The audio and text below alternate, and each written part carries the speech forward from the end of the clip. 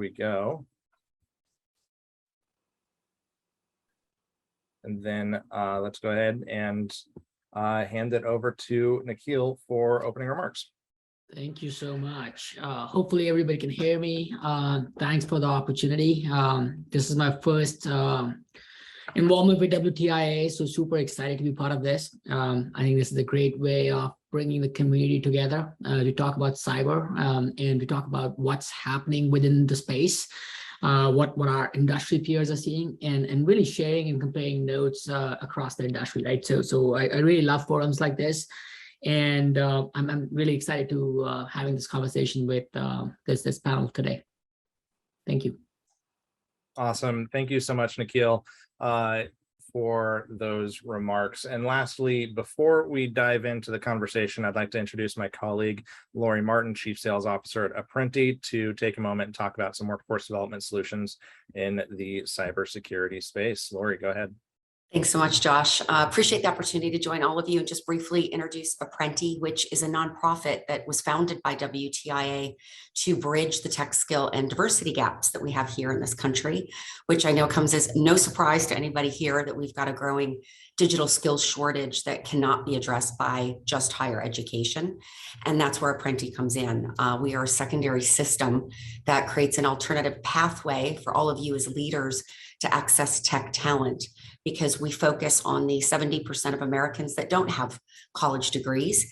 And what we're able to do is source, assess, and train individuals into tech careers, 16 different tech careers, including cyber, in less than 17 weeks. So why I wanted to introduce myself to all of you today is it's quite timely that just on July 19th, Cyber Director Chris Inglis invited Apprenti to join him at the National Workforce and Education Summit in DC and partner with the White House to stimulate focus on cyber needs. And Apprenti is one of 3 working with the DOL to serve this initiative. So for any of you that are looking for tech talent and specifically cyber, if we can help you with that, please do reach out, and you can get in touch with me either through here or through Josh. So thank you. I'll turn it back over. Awesome. Thank you so much, Lori. I'm going to go ahead and put your contact information down in the chat if anybody would like to reach out. Otherwise, I'm going to go ahead and hand this over to Kaja to get the ball rolling. Great. Thank you, Joshua. I'll also just take a minute to introduce our fellow panelists, my esteemed colleagues, who thank you very much for joining us. It's such a delight to have the wealth and depth and breadth of experience you all bring. I'll start with Dr. Alexander Zook. He's the CISO of SFOX, and he has 3 decades and more of cybersecurity experience. He's also adjunct professor at the Yeshiva University's graduate cybersecurity program. Welcome, Dr. Zook. Kaja, thank you so much. It's a pleasure to be here. Thank you. And Nikhil, who you've just heard from, is an executive lead at Accenture, and he leads their managed risk and service practice globally. He has 2 decades of consulting experience in security, risk, and compliance, and actively works with the technology industry to help clients think about their cybersecurity strategy, their operating model, their risk and maturity, and so forth. So thank you, Nikhil, both for sponsoring this and for joining us on this panel. Thanks, Kaja. Scott Kisser is the Chief Information Security Officer for Swan Bitcoin. He brings his technical expertise to deliver innovative and pragmatic security solutions, and has built high-performing teams in a variety of organizations and in a variety of security disciplines, including threat intelligence, security operations, resiliency, design, and engineering. Thank you, Scott, for joining us. Thank you. Pleasure to be here. With that, I think we can dive in and start. Initially, I'll ask a few questions, and then we'll open it to the audience. Potentially, they will have questions for us as well. Otherwise, I have plenty. So, this is going to be a fascinating and interesting conversation, and hopefully an illuminating conversation for our audience. The thing that's lately been on my mind, as I'm sure it has been on your mind, is the dramatically growing complexity of our environments. the surface that we have to defend. And I'm thinking about it at least in 2 dimensions and possibly more. The first is code security, application security. I'm noticing that even for internally developed applications, which our employees have to use from anywhere on the internet, 99% of our code is not our code, because it's really open source libraries and components. And the tiny fraction of code that we write, assuming we have a well-trained developer team and they understand secure coding practices, that might be well written. But we know what the situation is with open source, right? So that's one dimension of complexity and sort of code of unknown provenance that we have to worry about. The second is the number of products and services. So much needs to be outsourced. The IT environment, right? I mean, bug tracking, static code analysis, dynamic code analysis, penetration testing, so many things are outsourced. Authentication, identity management, archival, right? So our dependencies in terms of product and services also have grown exponentially. All of that has made the environment insanely complex. And there is a cost dimension, which I think you mentioned in an email, Nikhil. All of this sort of has implications for cost. So I'd love to hear from each of you, and maybe we'll start with you, Nikhil, about what tips and techniques do you have that you can recommend for our fellow CISOs to get a handle on this without bankrupting the company? No, I mean, so I think in general, like what I'm seeing within the industry is that your budgets are staying very flat, right? So while your risk is increasing, I mean, the budgets are staying flat. I mean, the amount of outsourcing that we are beginning to see more in terms of managed services, I mean, that's increasing for sure as well. Well, I mean, the problem that you're solving for right now is that the complexity is increasing. I mean, your use cases for privacy and data are increasing. Your threat landscape is changing, right? I mean, so all this like Ukraine and Russia thing, like the China hacktivist, I mean, all that is changing and evolving, right? So risk is increasing, right? I mean, use cases are increasing, cost is increasing, but your budgets are staying flat, right? So as such, you have to do more with less. And how you do that, right? I mean, again, I mean, there's several levers that I see clients use, right? So one is like automation. I mean, I think that's becoming by default, right? I mean, the go-to for most clients, and that's a buzzword of sorts, right? So what is automation? Automation could be like really putting RPAs in place. I mean, so a lot of clients are going after that. A lot of clients are also thinking about, okay, well, how do I actually start consolidating my tools and do automation within my enterprise IT stack, security stack, right? So how do I actually implement runbooks that are automated to do more, right, with less? So that's one. Second is like, well, I mean, how do I actually reduce the cost of labor, right? So that's a second lever, right? So really, I mean, that arbitrage advantage that you can have by putting a team that's lower cost in a different country. I mean, so some clients can do it, some clients can't do it. Depends on their operating model, depends on the jurisdictions that they operate in, and also depends on like the architecture, right? I mean, so how they actually going to implement the technology so that they can still comply with requirements of GDPR or any localization requirements that might come from other regulations. Like, I mean, China, Russia, like other countries have very strict regulations around localization. So how do you actually make sure you're complying to all that? So anyways, so that's another lever that I see clients use as well. I mean, so there are many things that you can do, right? I mean, those two are just examples to start with, but really, I mean, you want to see like what you have as risk. Based on that, figure out your portfolio of technology, automate, and then figure out the best way to use available staff to reduce cost. Scott, maybe I can ask you to add to that discussion a little and sort of talk a little bit about I like the idea of automation, but I found that to be a pretty expensive thing. And it's expensive from two perspectives. It's one thing to do something manually. It's quite another to automate it. It requires a deeper and more rigorous understanding of a process before you can automate it. So if you can tackle this and deal with a little bit with the automation question also. That would be- Yeah, I don't know if we can tackle it, but we can certainly share some strategies on what I found effective. You know, the growing complexity that you mentioned is definitely an issue, and how effective strategies that I've seen as well as employed are really, you know, you have to be a vocal leader in kind of almost deputize and scale your army of workforce. On the application security front, there's no better tool out there than the bug bounty community. And I really want to give like shout out to all of those people who participate. It is a great resource for any security team to help scale and be effective.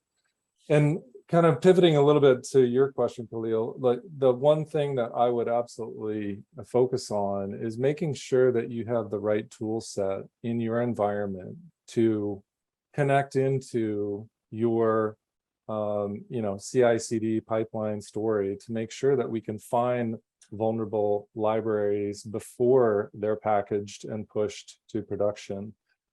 Strong vulnerability management tools, strong static analyzers, static application security tools. There's some wonderful tools out there. And if you can focus your attention, it's almost like a conveyor belt. If you can focus your attention at the beginning and kind of stop bad from getting into the final product, you're that better off security wise, resiliency wise, and so forth. There's been a number of environments that I've seen stumble over their own feet because they have multiple vulnerability management tools. They don't have an accurate asset inventory for vuln scanning, and they're not connected into the right CI/CD pipelines for production level scanning. But there's a lot to be done, and I think like it's really important to get in there early on the build process, and then also use the community, not only bug bounties, but there are people in every organization who have an affinity or a passion for or want to learn about security. And you could really kind of deputize those people who are interested and help them learn a little bit on the security side and testing side, and kind of automation will come, but build it on the front end first. Yeah, I like your 2 points, which really resonated with me about the bug bounty part, because that I think it's sort of outsourcing your penetration testing to the globe, basically. So that's really wonderful. Yeah. Thank you for that. Dr. Zook, maybe you want to bring this all together for us? Thank you, Kaja. First of all, Scott and Hill, thank you very much for jumpstarting a great discussion, a great conversation. I'd like to step back a little further. On one hand, we hear constantly that the only constant is change. On the other hand, there are certain things that, regardless of all those changes, they remain fundamental to what we do. And I think one of such things is, well, that age is old, knows thyself. So every organization needs to start with that. And there is a process of discovery, understanding where you are in the process of organizational life cycle. And then from that same baseline, starting to understand what is your risk profile, what is your risk appetite is. So in addition, or even before the tooling discussions are taking place, to understand what it is that you are there to protect and what it is that requires ultimate investment in protection. There are some yesterday I heard quite a great professional talk about the fact that, hey, look, oftentimes in that triune confidentiality, availability, and integrity, you have to pick one and focus on that. And that one may define what your business is all about, and start from that pyramid. Now, the other thing that I heard mentioned repeatedly, so as we parcel out parts of what we do or how we do things, we bring front and center the aspects of third-party risk. And that is another discipline that we need to introduce in the whole process, even before we start talking about the tools. It's wonderful. I completely agree that bugs bounties crowdsourcing. Hey, show me what my problems are. Do I really look naked in front of the crowd? Yes, please tell me.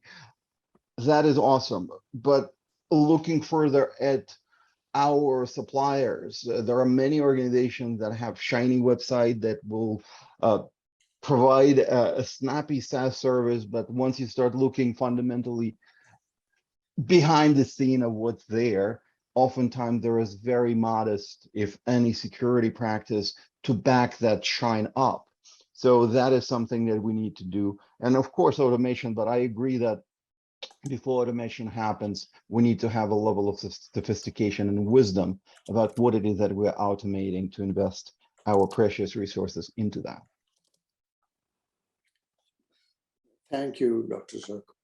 Sure. I think that's it's a huge topic, and we can, peel away layers and go deeper and deeper onto this.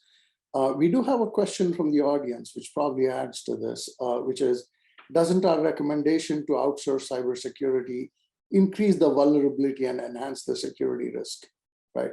I think you mentioned, Dr. Zirk, that basically third-party risk, right? I mean, so your attack surface, let's say you're using Cloudflare. Now, a vulnerability in Cloudflare is your vulnerability. A vulnerability in Okta is your vulnerability, right? I mean, so your attack surface is a lot larger, including insider risk. If there is an insider in one of these companies, suddenly it's not just insider risk is no longer just your employees. Insider risk also extends to all these companies that you've taken a dependency on.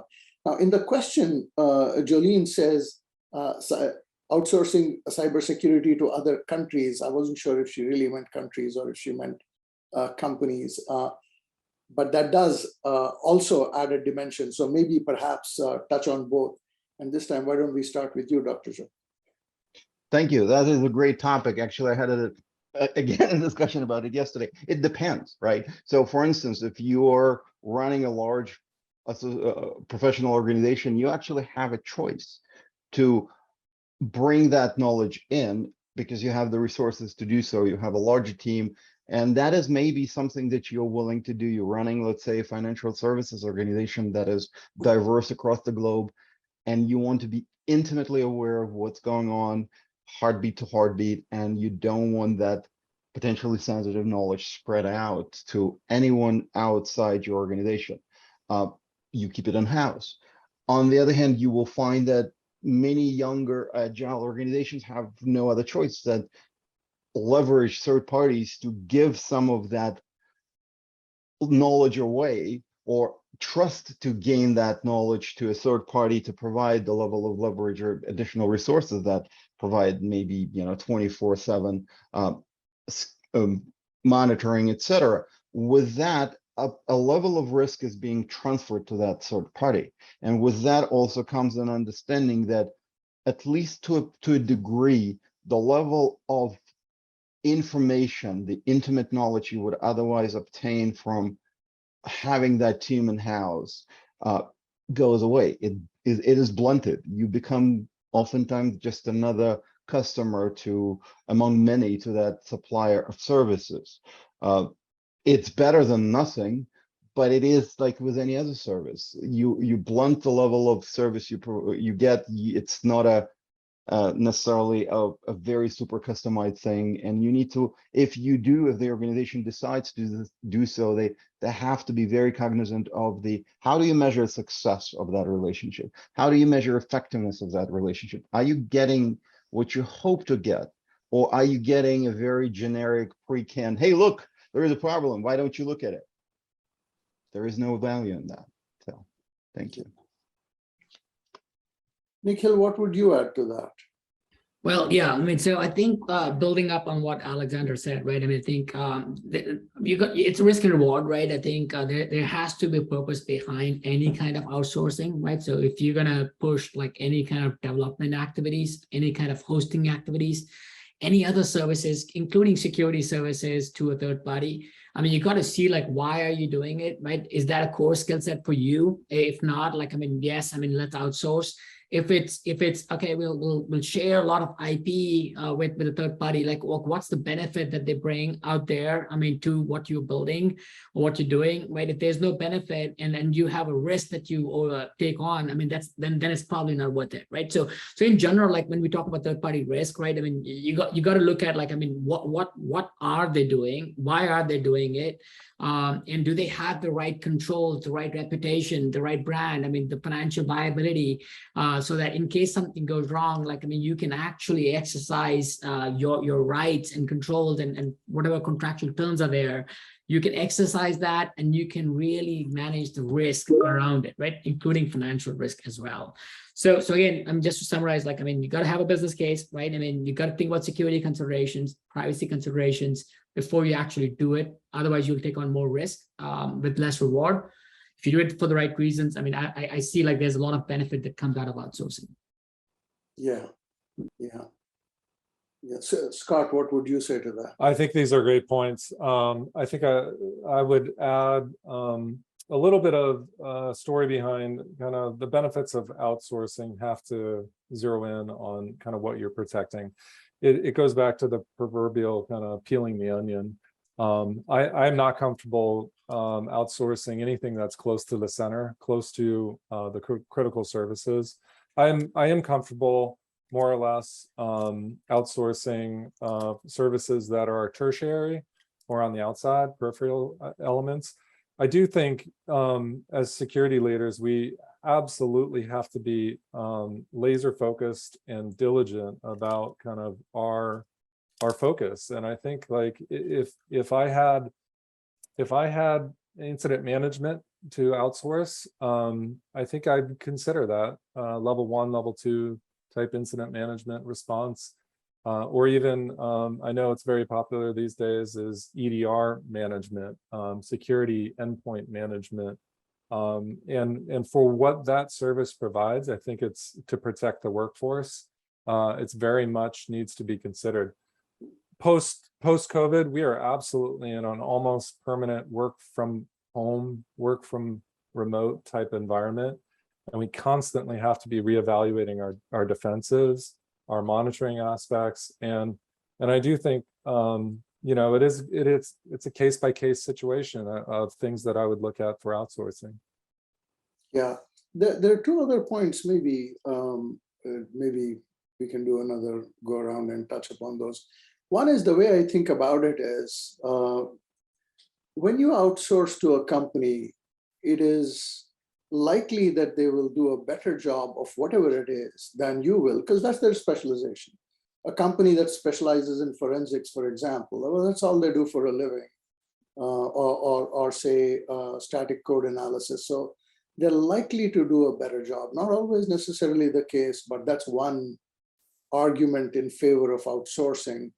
The tip that I have found useful over the years for outsourcing anything security related is you should pick someone who's been a player for a while, pick a mature player, and preferably one that got hacked a couple of years ago, because they now have religion. Now they're going to take security very, very seriously.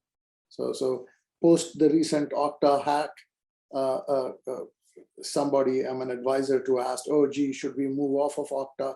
I said, no, that's the one to now go to, because now they're going to be very, very secure because they will invest much more in it, right? So now there was this question about outsourcing both to companies and countries.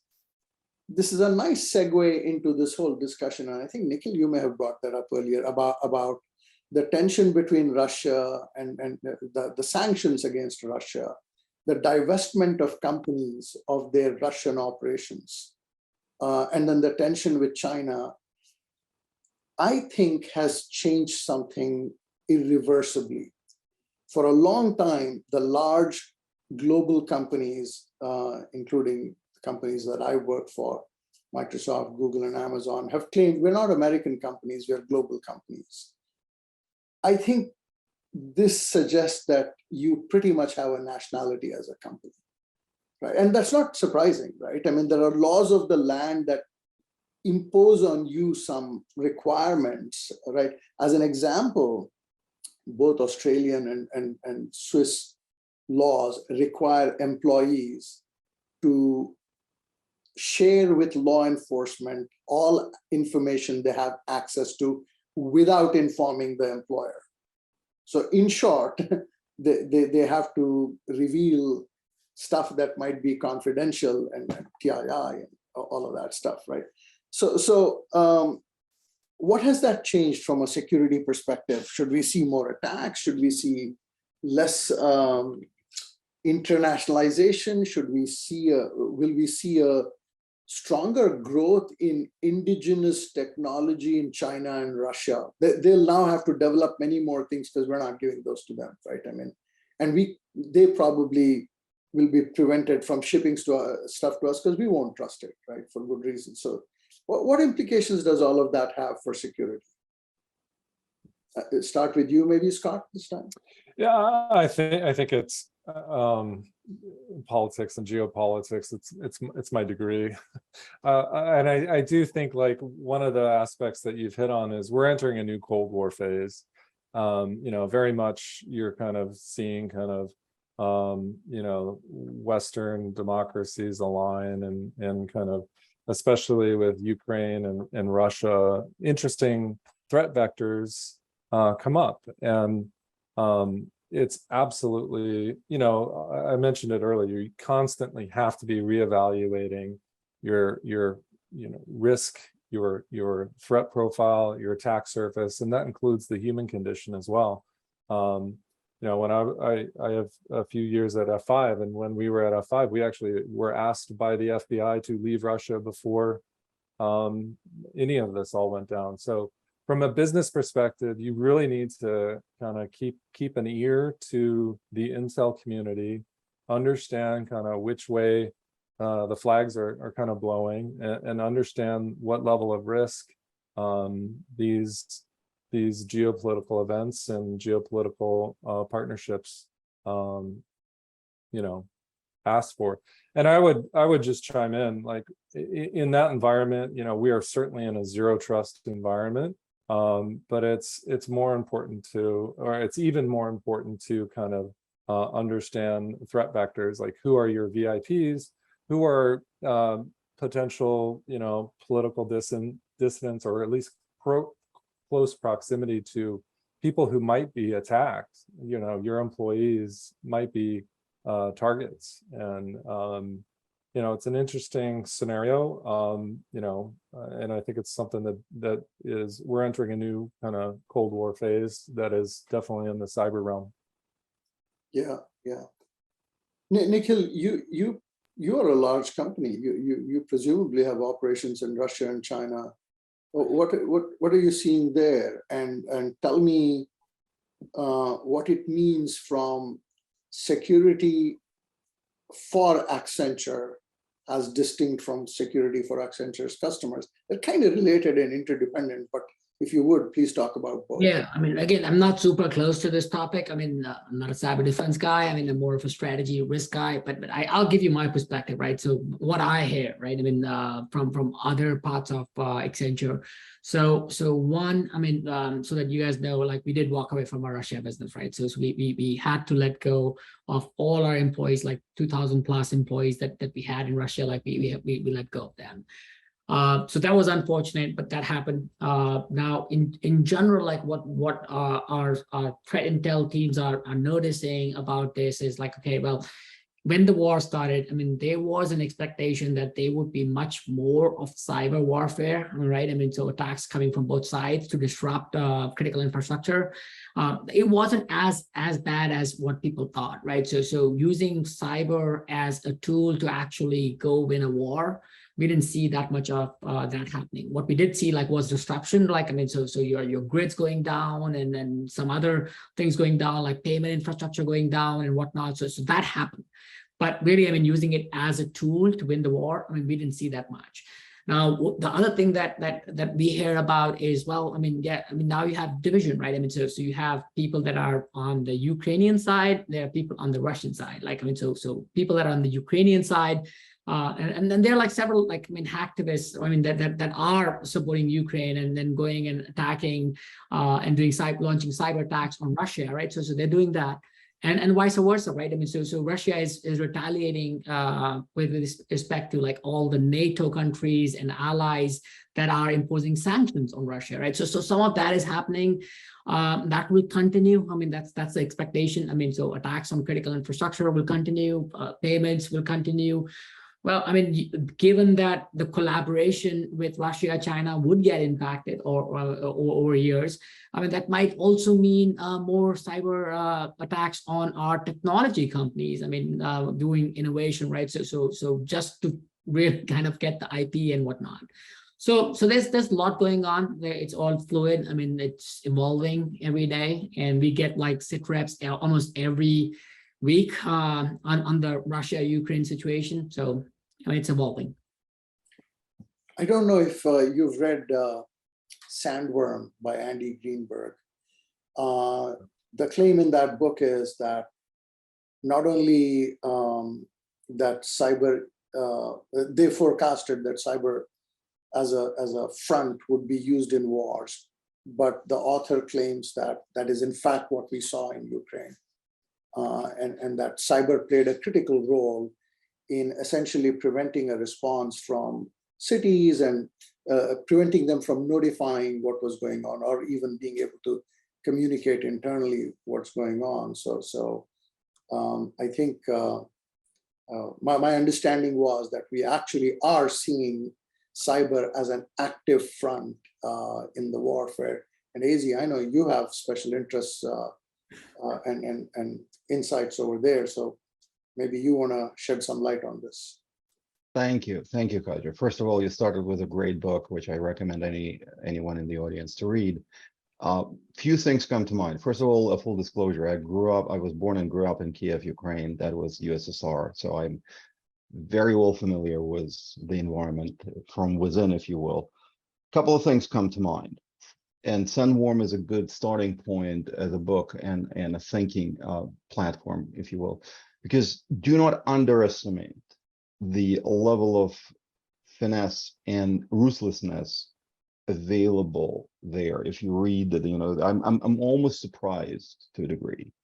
I'd like to think that with exodus of skilled computer programmers, many of the people who may have been part of Cozy Bear or Fancy Bear, those APTs that are well known for Russian attacks, have left. But I also know the rules there. If you're a member of one of these 3-letter agencies within Russia, you cannot leave. So they will resume. I think they're just very much more focused on Ukraine right now, and there is a skirmish there between the two countries. And I also would not put it past Russia that with all the rhetoric, there is a little bit of calibration going on in terms of how much they are willing to dare the West, because they realize the power standing right next to Russian borders. But I think we would be misleading ourselves to say that, hey, look, this capability has been proven to be diminished and therefore is not a great concern. Actually, if you read on Russian imperial history overall, there is a huge amount of national pride. And so if we looking at the war, and hopefully it will at some point end with favorable outcomes for the democracy, that means that the Russia as a country, as a nation, will have a lot of recuperating and recovery to do on that nationalistic spirit. One easy way to do that is on the cyber realm. It will be coming. One of the things that I'd like to, in the context, one of the concepts that you guys also mentioned was, well, many companies withdrew from Russia, but one company that did not, and I'm glad that they did not, is Cloudflare. They said, well, at the time of war, we need to stay there. But Cloudflare is also the organization whose signals, preventive signals, early signals, many of our organizations use to keep ours safe. So I'm glad that there is a level of connection that is still plugged into that situation. So we are forewarned, we are informed. It is very much an issue that we will be facing in the near future and the years to come.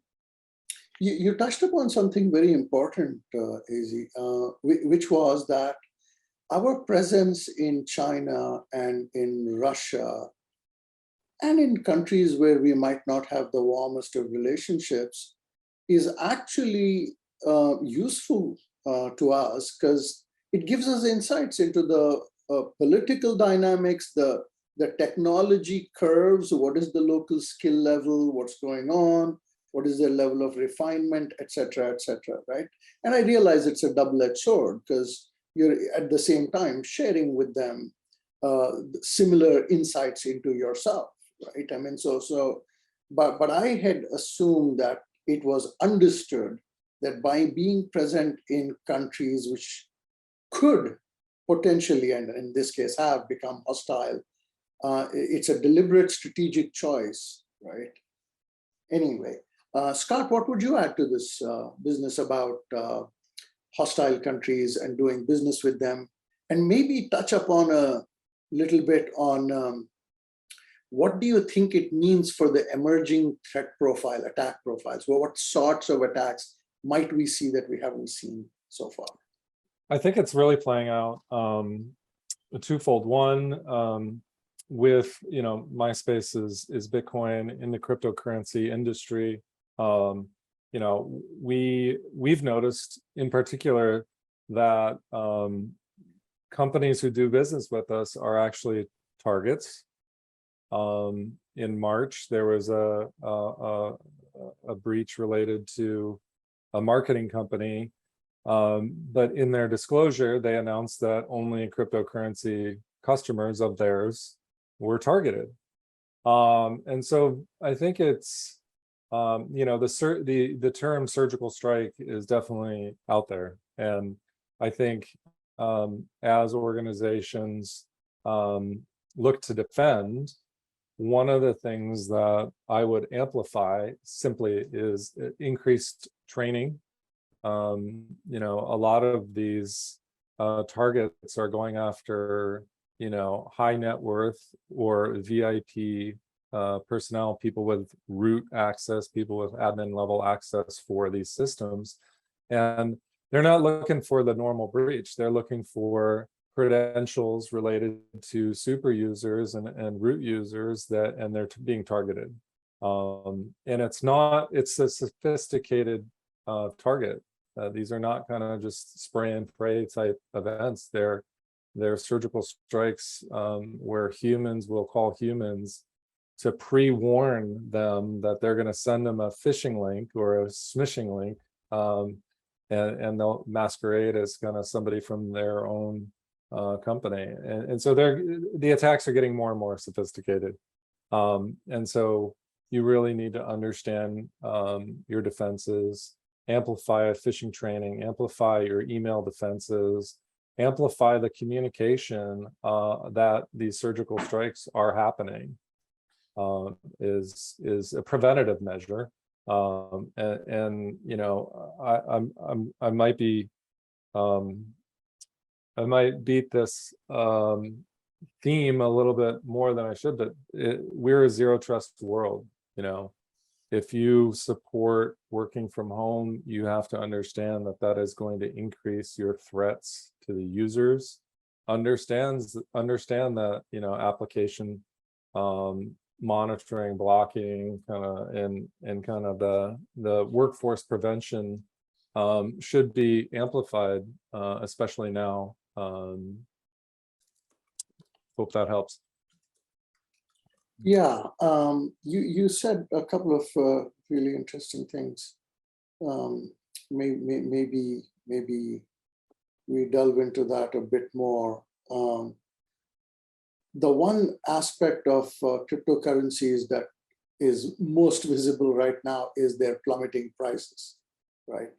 And I was sort of theorizing, and I'm curious what you think about this, is if the price of cryptocurrencies is going to fall that much, is ransomware going to change its monetizing methodology to other things? And if so, what? So it's a sort of a two-part question. One is, would you anticipate any changes in the behavior of ransomware And for once, how might we get ahead of the curve and then, plan for that, right? So Scott, we'll start with you since you brought that. Sure. No, I think it's a fascinating subject. They kind of termed it as the crypto winter, and the plummeting prices certainly have impacted kind of, I would say, activity, but at the same time, just because activity is not happening doesn't mean, somebody's not casing the joint or trying to figure out how to do a bigger breach. What I've seen is organizations that stay static, or organizations that can't proactively build their defenses are still going to be targets. And unfortunately, it's hitting the industries that should not be ever hit. The healthcare professions, the SCADA infrastructure for power and gas and infrastructure like that. And so it's even more important to continue to push for, endpoint defense, continue to push for the right business continuity, the right backups for the servers that run these systems. And so we can't let down our guard just because we're in a crypto winter. As soon as, for whatever reason, if prices start to go up, activity might increase, but don't think that, they're not casing, they're not trying to find another way in. And I would also add, like, one additional point. I think that's going to happen, but I also think you've seen a lot of, related to ransomware, you've seen a lot of activity related to tumbling services, or I think the next kind of technical wave that we're seeing play out are companies like TRM Labs, companies like Chainalysis, that actually can inspect the blockchain, and even if it's unfortunate to say, even if ransomware does happen, these wallets that now hold the ransomware bounty are black marketed. They're on a watch list forever. And the technology wave that we're seeing is increased kind of, it's almost like a fraud technology watching the entire blockchain. And I'll let the other participants speak, but fascinating aspect. Yeah. Nikhil, what would you add to that? Well, not much. I mean, I think Scott covered it well. I mean, so I think it could be a temporary slowdown, right, in terms of activity. I mean, that's exactly like the way we see it as well, right? So it's slowdown doesn't mean that the attacks are not happening. Maybe we're not detecting enough, right? I mean, they're just slow and persistent, right? So that's happening. We definitely do expect more impact on the critical infrastructure. Could be payments, could be the grid. So really, I mean, from the perspective of critical infrastructure and companies that operate such infrastructure, I mean, they definitely need to really continue to invest in terms of building out prevention techniques, right? So that to what Scott was saying, like, I mean, endpoint, sure. I mean, then segmentation, like, I mean, so how do you make sure, like, I mean, if your one segment got infected, I mean, the other one doesn't get infected, you can still rely on your backup sites to actually restore. So you need the capabilities, the basic capabilities to actually detect, respond, and recover, right? So that's bread and butter, right? And then there are other things, right? I mean, that clients are doing to make sure, I mean, and then they should, I mean, to make sure, like, well, you know what you need to protect, right? I mean, whether it's infrastructure, data, whatever it is, you need to know, like, how you're protecting it, and then that's like the capability, and you also need to know, like, if it's effective, right? I mean, is it working? If the answer is that, okay, well, we have a good posture and it's working and we can test it, well, that's fine, but you got to continue to update it as your threat landscape is changing, right? So keep refreshing and reviewing that. AZ, as the CISO of a cryptocurrency exchange, what are your thoughts on this? Oh, thank you. First of all, I'll start with yogurt, right? This is like, if I like a certain type of yogurt, and in the past it cost me $1.50, and now it's $2 because of the inflation. It doesn't mean I don't buy it necessarily if I really like it and can still afford it. Still buy it, I just pay more. So I would expect that, and for people who engage in the ransomware attacks. For them, it's a business. It's run like a business. It's perpetrated like a business. So the only thing I could expect, hey, look, yesterday they might have asked for 3 Bitcoins. Tomorrow they might ask for 5. What will make the Bitcoin unacceptable for them is the stuff that Scott mentioned in terms of advances that the companies like Chainalysis do. All of a sudden, Bitcoin, that has been a public ledger for all this time and originally was a heaven for, so as to be a heaven for crime and for crime and financial transactions associated with crime. All of a sudden, it's a historical ledger that had all that mapped out and can be walked through as a map of, here's another arrest subject, here's another one. But the world is round, and like the sun shines on only certain parts of the moon. There is still the dark part of the moon. North Korea, for example, it's their specialty. They do hunt for crypto, and they probably wouldn't care less if somebody blacklists them their wallets, because they will still find a buyer to off-ramp that stolen currency. That will continue. I think the ultimate negation for using Bitcoin or blockchain-based currencies in general is the creation, evolution of the tools that will make the preventive controls much more effective, where the price is going to be so high that it will be probably actually easier to go back to transacting in cash or maybe gold nuggets or what have you. But yeah, until then, the attacks will definitely continue. Yeah, I think you make a very good point. The falling prices are probably not the more significant aspect of it, because hey, if what was 3 Bitcoins now is 5 Bitcoins now, so big deal, they'll ask for 5. The other thing that you raised is actually the more important one that I meant to bring up, which is the myth that these wallets are anonymous is now established as a myth, right? I mean, you know, it is now possible to tease apart what seemed like incredibly convoluted and difficult to reverse anonymization steps. Well, no, you get de-anonymized, right?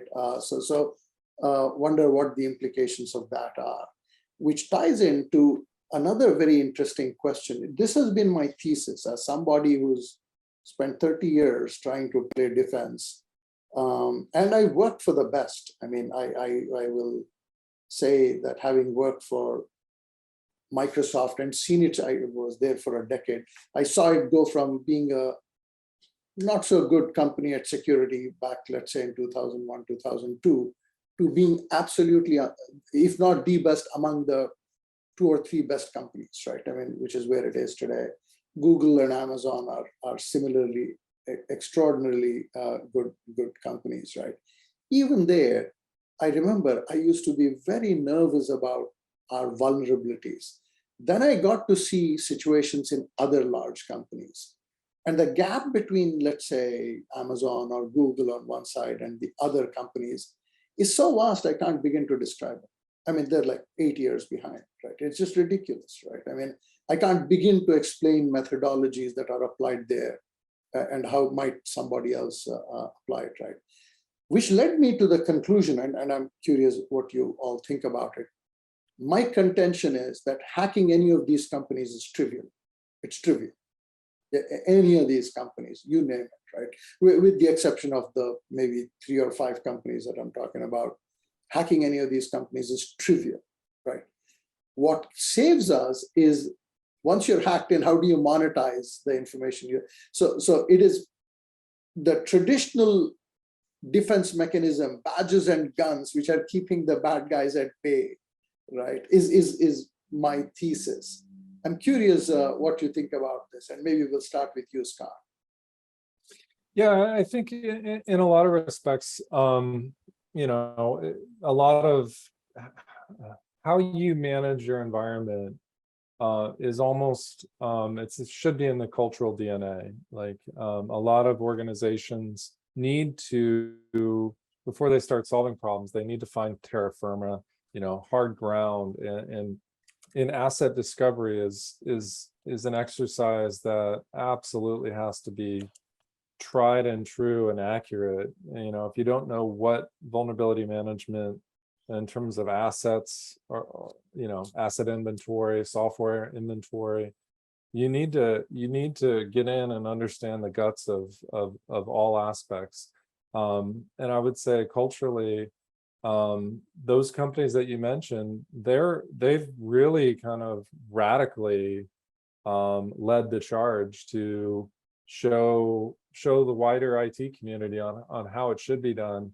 And I mentioned the community because it's important. It's important to have kind of a tight or kind of it's important to kind of communicate your wins and losses. And you know, Microsoft really started to turn a corner when they, you know, stepped on the gas with their security program, and Amazon and Google and so forth. And I think it kind of, there's going to be wins, there's going to be losses, and I think it's important just to, you know, get to accurate information, get to a smooth process, and help your environment become more secure.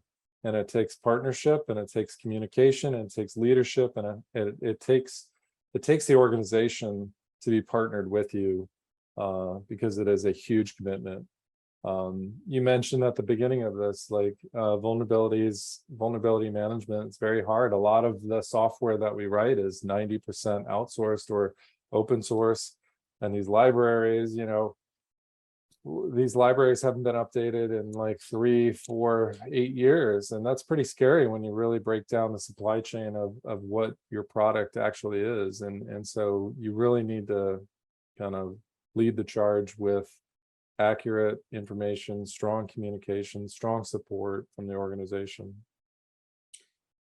Nikhil, I wonder what you think about the point I raised, which is that, I mean, you advise customers on risk management and cybersecurity strategy and so forth. And my contention is that most companies simply cannot do what the really good ones. I mean, to give you an example, all of these companies that I named and that I work for, they know the hypervisor and the Linux kernel better than most of the authors of the Linux kernel, right? Because they reverse engineer it, they pen test it, they have multiple hypervisors that are internally developed, multiple versions of Linux. They do their own chips, they do their own operating systems. They understand this, they specify the hardware, they work with Intel on the instruction set and the microcode. I mean, you know, who can afford to do that? No one, right? I mean, maybe 5 companies, maybe 10, but the millions and millions of companies that are out there trying to play defense, they have just no hope of doing it. So then in that situation, what advice do we have for them? What should they do? Well, I mean, I think it's a double-edged sword, right? And I think you can build all of your own, like full stack, right? I mean, you can build it in-house, right? And you can make it super custom, right? You can create many folks of whatever is available as open source, right? So the problem is, I mean, that most engineering teams are focused on functional requirements. I mean, they'll focus on that, but they're not focused on security or privacy. So they never design for security and privacy. They also don't design it to kind of be able to scale it over time. And then the overall technology becomes unwieldy, right? So it becomes too complex. And now if you want to bring in an outside tool, I mean, off-the-shelf tool that actually does it well, you cannot put it in, right? So now you start building custom security tools on top of that.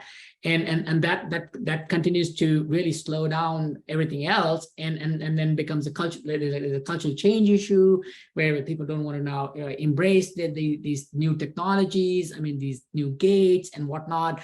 So in general, like, I mean, I get it. Like, I mean, a lot of these tech companies love to build in-house, but at some point, like, you got to find the right balance, right? In-house versus outsource. I mean, there's certain things that outsource technology that's off the shelf does better than in-house.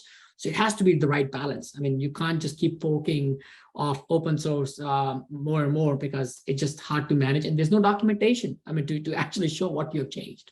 So so I think that's the problem with doing too much. You're right. I don't think it's viable at all for companies to do in-house everything. This is zero chance. I mean, these are often, most of these companies start off as a two-person startup, right? A couple of co-founders get together, start building something, and hey, it turns out to have broader appeal, and then they start to, spread and add more people and start to build more functionality. AZ, what are your thoughts on this? Thank you. That was a great question and a great follow-up discussion. The couple of things come to mind. The wonderful company that you, Kaja, had opportunity to work for. I would compare them with, well, incredibly well-staffed prime elite hospitals with medical professionals in,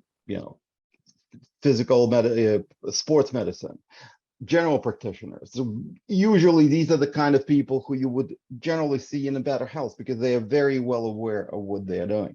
We humans bring our very nature to everything that we do anywhere we go. And I think that also projects to those companies that you could use, switch around and use as a poster for, hey, be a black hat hacker, you will earn a fortune in no time, right? That kind of thing.